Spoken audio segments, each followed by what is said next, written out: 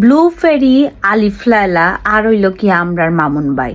So তারা হইল গিয়া বর্তমানে ফেসবুকের হট টপিক।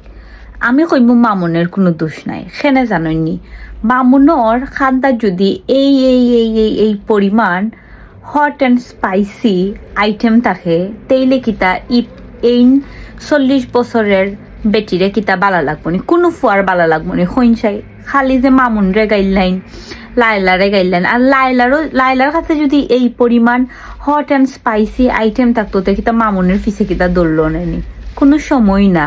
ই নর্মাল লজিকটা আপনারা এখানে কেউ বুঝরা না হইনসাই। সো মামুনের কাছে এই ধরনের হট অ্যান্ড স্পাইসি আইটেম আছে, এর লাগি লাইলা খালারে বালা লাগেন না।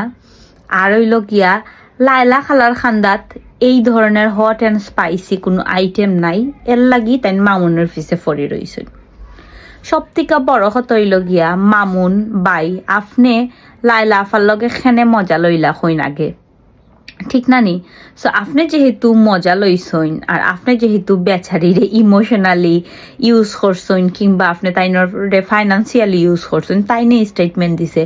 সো ইগুন তোর উসল তখন আপনারে দেওয়াও লাগবো, ইটস নর্মাল। আর আমার একটা প্রশ্ন, আপনারা যদি ফুয়া হইতা তো এই ধরনের হট অ্যান্ড স্পাইসি আইটেম থইয়া কি তা লাইলা খালারে ভাল লাগলো নেনি? কোনো সময় না। দেখো এইটা চিন্তা করতে করতে আমি আমার মাথার মাঝে ব্রাশ করার চিরুনি দেওয়ার সময়ও পাইছি না। অবশ্যই কিন্তু কমেন্ট করিয়া হইবা।